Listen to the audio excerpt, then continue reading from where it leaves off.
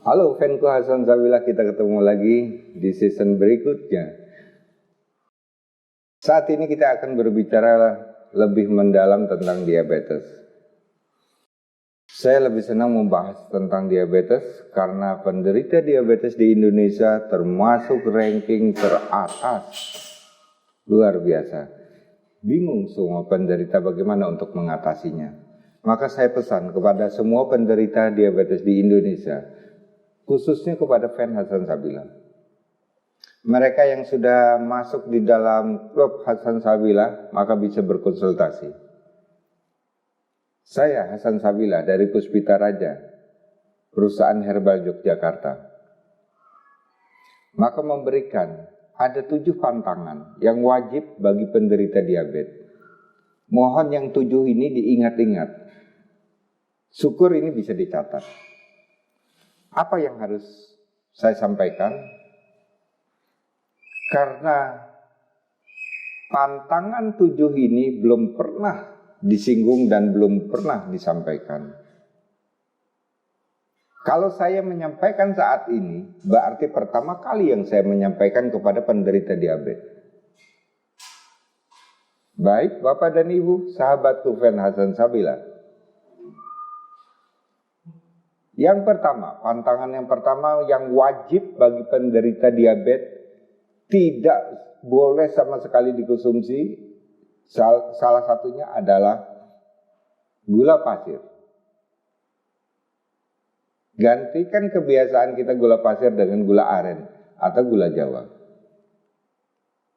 Asal jangan gula sintetis.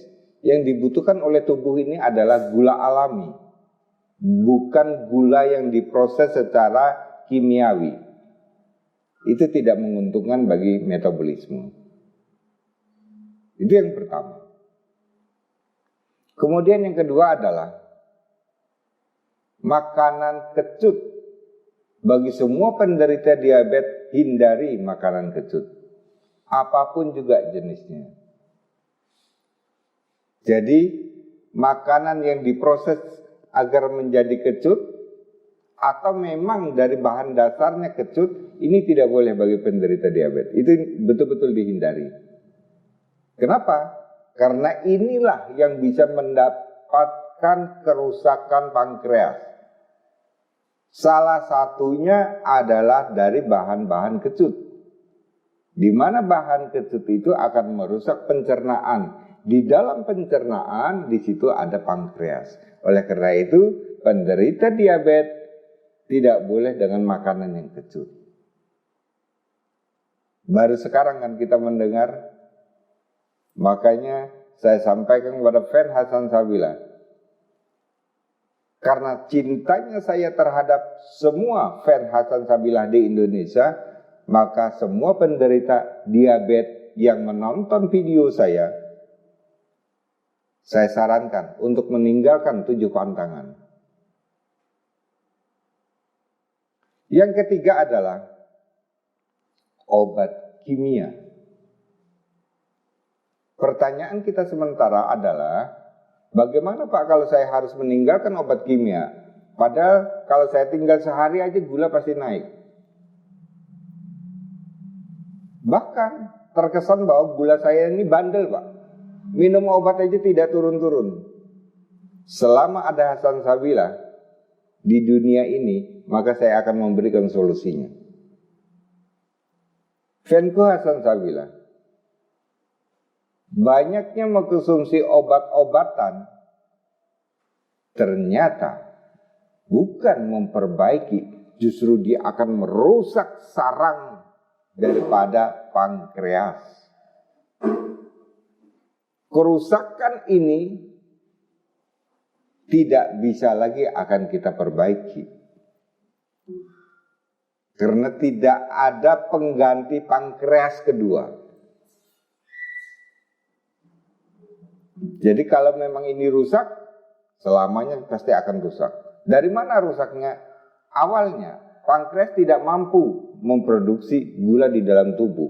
Kemudian yang diedarkan oleh insulin. Kerusakan ini karena faktor makan atau genetik. Nah, selama dia rusak, jangan ditambah kerusakan kedua, ketiga, keempat, 1000 kerusakan. Pakai apa? Karena obat kimia. Maka saya berharap menghentikan obat-obatan sama saja kita berarti memperbaiki pankreas. Level 1 pankreas rusak. Masuknya banyak obat, masuk di level 2. Masuk lagi level 3, level 4, level 5. Bukannya membaik. Selama gula ditekan oleh obat, bukan pankreas yang diobatin. Yang berarti pankreas tetap kondisi rusak. Ini harus saya sampaikan apa adanya. Tidak perlu saya merahasiakan. Karena kasihan mereka yang kena diabetes berharap ingin sembuh. Saya Hasan Sabilah ingin menuntun bagaimana penderita diabetes agar sembuh secara alami. Selanjutnya, penderita diabetes pantangan paling berat adalah mie instan. Ya, berarti ada 4 sudah yang saya sampaikan. Hobi mie instan termasuk juga mie instan ini merusak pankreas melalui kelenjar ternanya. Maka penderita diabetes yang kebiasaan sehari-hari hampir setiap hari, kalau tidak pagi, malam, kalau tidak malam, ngelembur di saat tengah malam, membuat mie instan. Padahal dirinya menderita diabetes.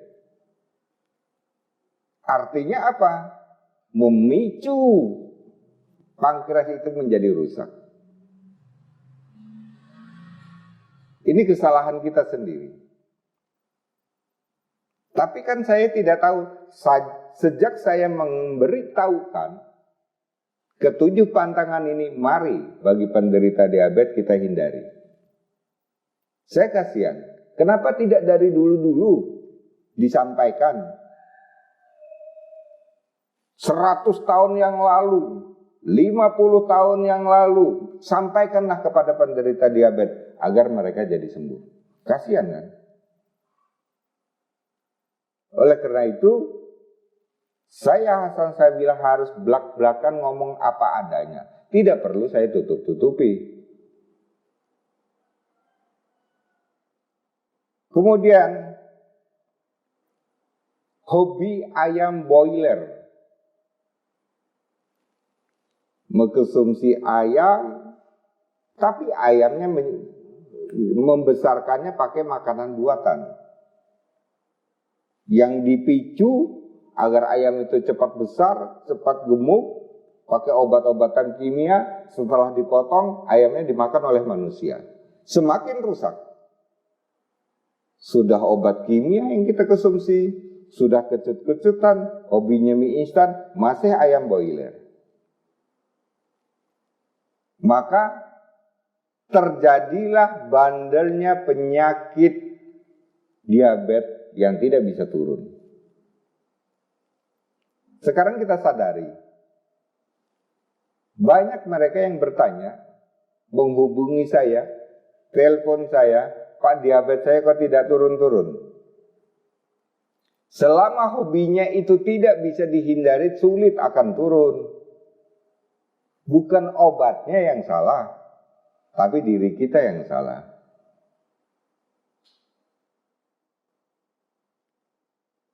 Selanjutnya yang ke-6 adalah menggunakan gorengan pakai jelantah.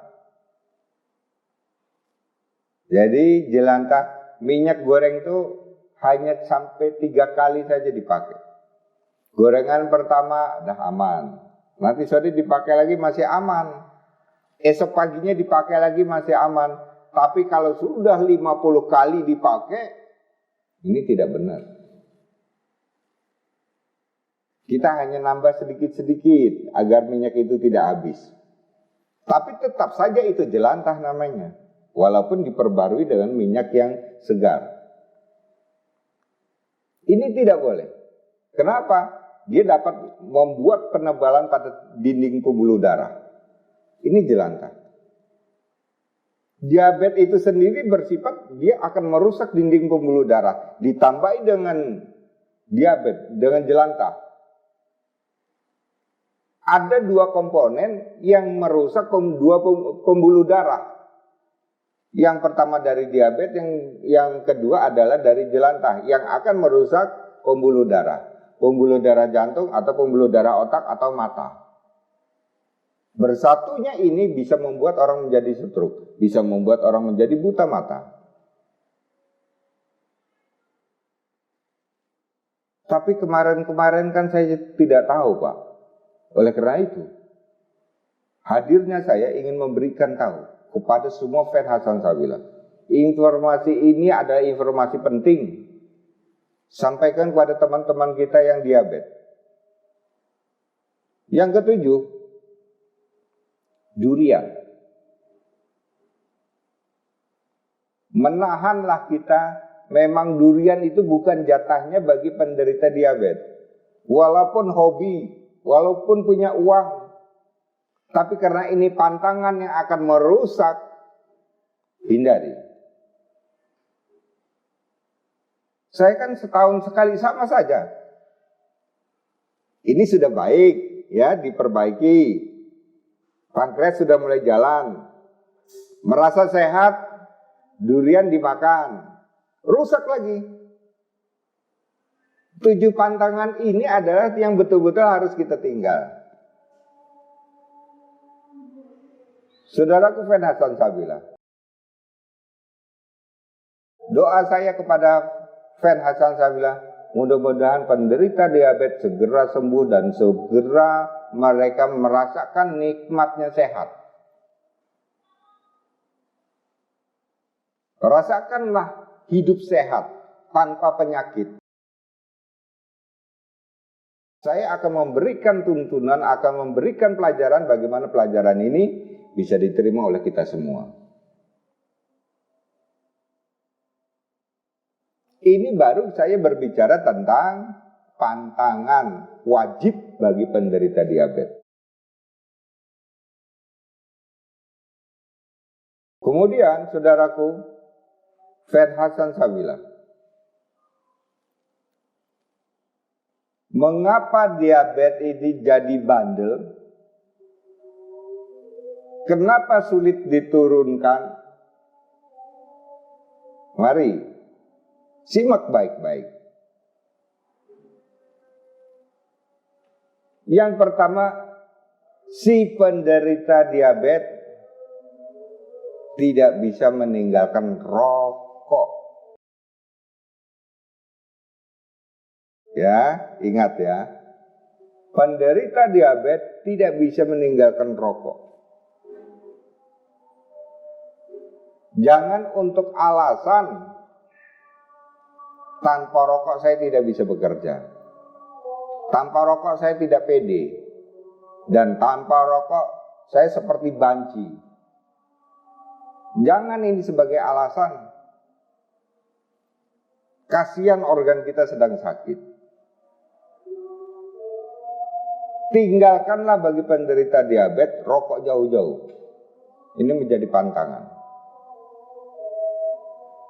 Ya, ini saya kasih tahu. Yang kedua adalah kurang tidur atau banyak begadang,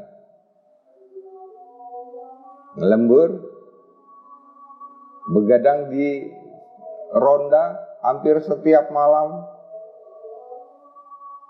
atau memang kita nonton TV, sudah penderita diabetes,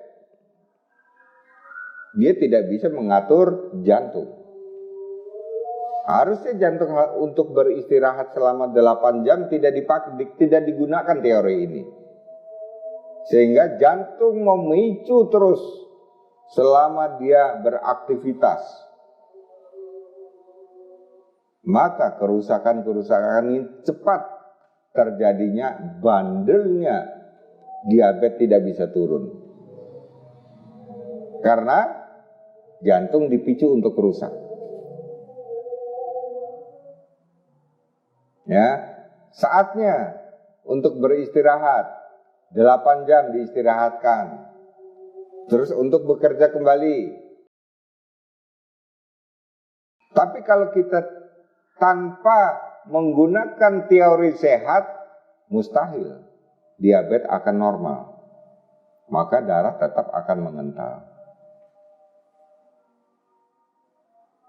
Yang keempat adalah kita kurang berjemur di siang hari. Saran saya hanya berjemur. Tidak perlu berolahraga. Misal, kita di kantor, siang hari kan? Siang hari bisa jam 1, bisa jam 2, bisa jam 3. Keluar sebentar, di depan kantor, berjemur 15 menit, 30 menit, cukup. Masuk kembali untuk melanjutkan pekerjaan. Apakah harus tiap hari? Tidak harus tiap hari. Tapi kitalah yang mengatur di dalam 1 minggu paling tidak 2 kali. Untuk apa ya Pak Hasan berjemur? Setiap penderita diabetes bakteri tinggi di dalam darah. Dengan berjemur dia akan mati. Ingat saudaraku, tingginya bakteri dia bisa merusak pencernaan. Orang gampang sakit perut, gampang sesak napas, gampang kestabilan tubuh manusia hilang. Liar, mata berkunang-kunang, tingginya bakteri. Bunuh bakteri itu dengan berjemur di siang hari. Kalau mendung tidak perlu. Kalau hujan tidak perlu. Saya butuh sinar matahari. Kenapa harus kita paksakan kena hujan atau mendung yang tidak ada sinar mataharinya? Sesempatnya kita di saat panas kita berjemur.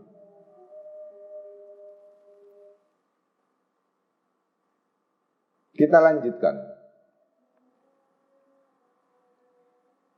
Banyaknya makan camilan ini juga merusak pencernaan kelenjar terna, di mana kelenjar terna ini terdapat di dalamnya ada pankreas. Umumnya mereka yang lembur, begadang pasti nyamil. Dilakukan berkali-kali, enak di mulut, rusak di pankreas. Oleh karena itu bagi penderita diabetes betul-betul ini kita bisa menghindari. Ya. Karena inilah yang dapat darah itu menjadi kental. Menyatukan semua tadi, sudah rokok, nyamil, tidak pernah berjemur, inilah yang membuat darah itu menjadi kental. Kalau darah menjadi kental, sulit gula di dalam darah turun, walaupun dengan jenis obat-obatan, walaupun dengan dosis yang tinggi. Cara apa lagi? Semua obat sudah kita konsumsi. Harga obat yang high class sudah kita konsumsi. Berapapun harganya sudah kita beli. Pertanyaan saya, sembuhkah? Jawabannya tidak. Iya kan? Oleh karena itu saya menganjurkan, lakukanlah dengan cara-cara alami.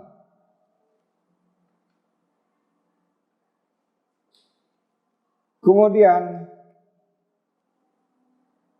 kenapa gula itu sulit turun?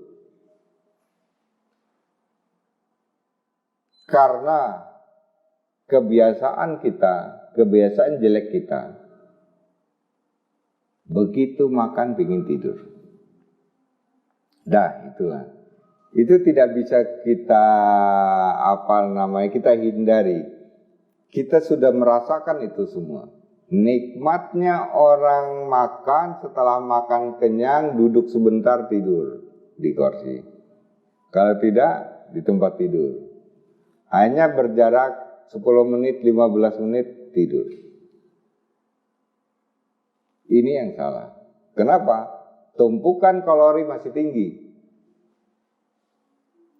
Di dalamnya kalori itu adalah zat gula.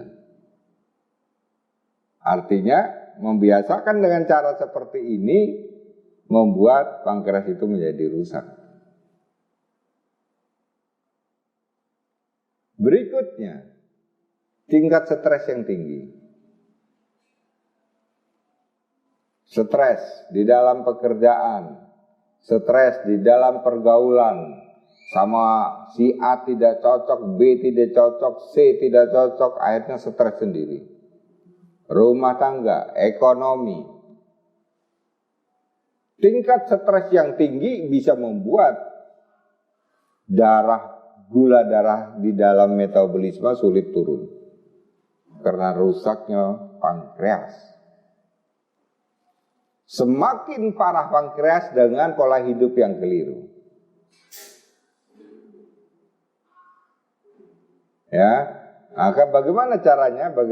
Caranya adalah satu-satunya kita mengikhlaskan apa yang setelah kita lakukan. Tidak mungkin akan kembali. Contoh ini ya. Bapak kehilangan HP. Bapak lacak ke sana sini. Laporkan ke polisi. Tanyakan ke dukun. Stres Bapak. Kalau kita berikhlas, untung aja HP saya HP yang lama, sudah 2 tahun yang lalu. Biar aja lah saya ganti yang baru. Berarti saya sudah tidak boleh pakai yang 2 tahun yang lalu. Enak. Tidak akan hingga tingkat stres di dalam diri kita. Kalau itu kita pikirin terus,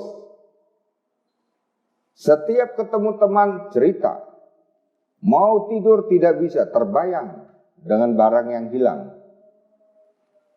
Waktu beribadah di masjid cerita juga pada teman-teman di jamaah masjid. Di kantor cerita juga, akhirnya tingkat stres kita yang kena. Apalagi yang diceritain tentang rumah tangga, tentang anak, tentang istri. Bapak sendiri yang akan stres. Belum tentu yang menerima informasi dari Bapak itu akan memberikan asupan yang segar. Jangan-jangan dia berkelompok di lain menyudutkan kita bahwa kita termasuk orang yang tidak bisa melihat kesenangan orang lain. Tidak bisa melihat bahwa diri kita adalah banyak kekurangan. Introspeksi diri, tapi maunya berlebih. Kelebihan-kelebihan inilah yang membuat diri kita menjadi over, sehingga orang lain direndahkan, diceritakan ke banyak orang. Stres sendiri, orang yang diceritakan malah sehat. Ini tingkat stres ini dapat membuat diri kita menjadi gula darah tidak bisa turun. Ya, Bapak dan Ibu ingat ya. Jadi seperti contoh tingkat stres tentang ekonomi. Saya sudah banting tulang, saya sudah bekerja apa adanya. Tapi kok tidak bisa juga saya memenuhi ekonomi keluarga.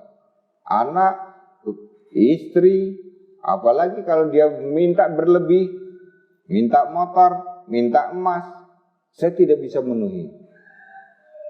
Bukan salahnya kita karena melakukan pekerjaan tidak sukses.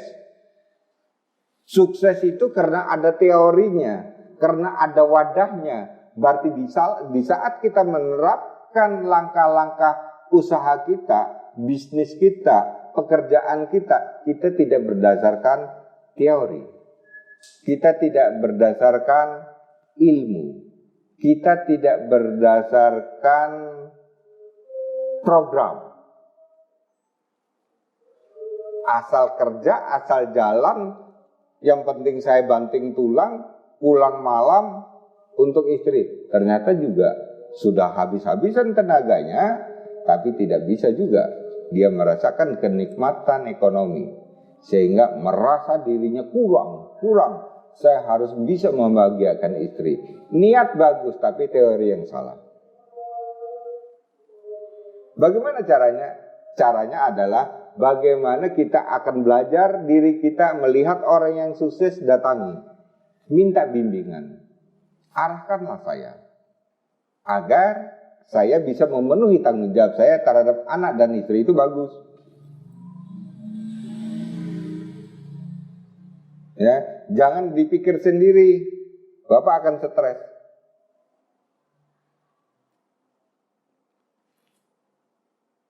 Selanjutnya, bagi penderita diabetes, diet terlalu berlebihan.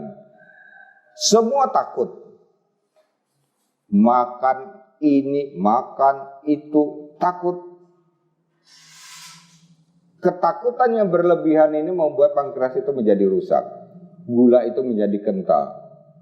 Gula darah di dalam metabolisme sulit untuk turun. Saya berharap kalau kita diet yang sederhana saja. Permasalahannya bukan dietnya membuat kita ini sehat. Ya. Hindari obat-obatan. Terus kemudian kita melakukan dengan banyaknya buah dan sayur. Dietnya seperti itu. Bukan semua makanan harus kita tinggal. Ini takut, itu takut. Sehingga yang dimakan apa? Hanya nasi merah dan tahu tempe. Takut. Di dalam ikan laut di sana banyak protein yang tinggi. Protein itu dapat menggenerasi sel. Sel apa saja? Sel beta pankreas. Itu dibutuhkan. Kenapa harus kita tinggal? Inilah yang salah. Diet keliru. Kalau saya penderita diabetes, yang harus saya tinggal daging. Yang serat kasar harus saya tinggal. Apapun juga bentuk daging. Yang saya perbanyak ikan laut dan sayur.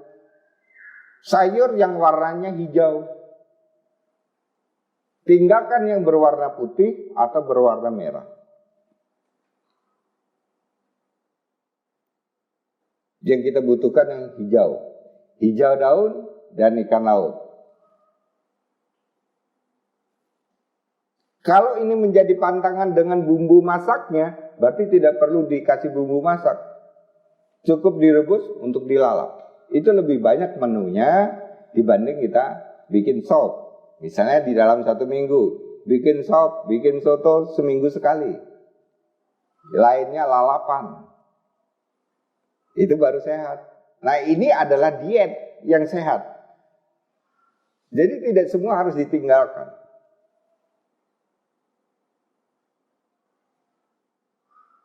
Kemudian kita lanjutkan Bapak dan Ibu.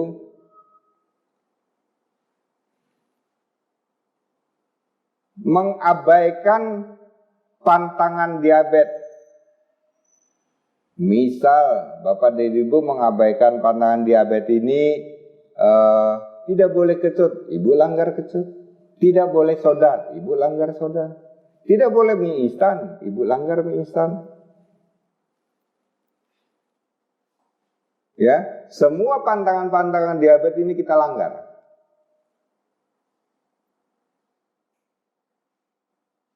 Anggapan kita cukup dengan doa. Dengan doa kita akan sehat. Jangan berharap kita adalah doa kita langsung bisa diterima. Belum tentu kita adalah orang yang bersih. Begitu berdoa langsung dijabahi oleh Allah. Ya kita harus melihat bahwa apakah doa saya itu diterima apa tidak, dan siapa yang berdoa, kita harus melihat ke sana. Ya, ada 7 pantangan tadi kita hindari. Kemudian Bapak dan Ibu melihat bahwa hobinya santan, termasuk di dalamnya adalah salah bagi mereka yang menjalankan diet. Contoh, Ibu, saya penderita diabetes. Semua masakan itu menjadi santan. Lodeh, gudeg, misalnya gitu ya Bu ya. Gudeg itu sudah manis, santannya kental. Terus ya dengan masakan yang santan kental. Itu hobi kita. Ibu jangan membiasakan suami yang kena diabetes sayang. Suami saya kan hobi dengan rendang. Suami saya hobi dengan santan-santanan. Ibu kasih setiap harinya. Sepertinya sayang terhadap suami. Sepertinya. Seolah-olah begitu. Tapi kan suami punya cacat. Cacatnya apa? Karena punya diabetes. Ini sama saja ibu mengerjain suami agar cepat berakhir. Artinya seperti itu. Kasihan.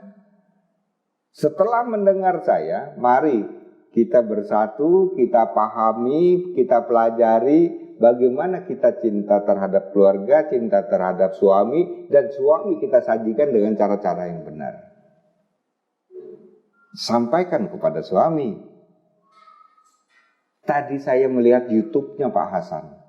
Ternyata tidak boleh dengan cara-cara santan. Harusnya dengan lalapan-lalapan hijau. Sampaikan. Dasar alasan kita ada. Jangan karena suami itu marah, saya tidak mau makan. Kalau gitu, ya sudah. Saya tak makan di luar aja. Sampaikan dengan santun. Sampaikan dengan apa adanya. Cinta terhadap suami, maka kita bisa mengantisipasi apa pantangan diabetes itu yang kita cegah. Agar suami menjadi panjang umur. Itu pesan saya, Bapak dan Ibu. Salam dari Hasan Sabila. Ingin mengikuti terus tentang Hasan Sabila? Tinggal klik. Maka kita akan ketemu di season-season berikutnya. Saudaraku fan Hasan Sabila, ingin tanya tentang resep, ingin tanya pantangan-pantangan yang wajib lagi selain yang saya sampaikan, tulis aja di kolom. Apa yang ingin tanyakan, segera saya akan jawab. Begitu Bapak Ibu, kita ketemu di lain kesempatan.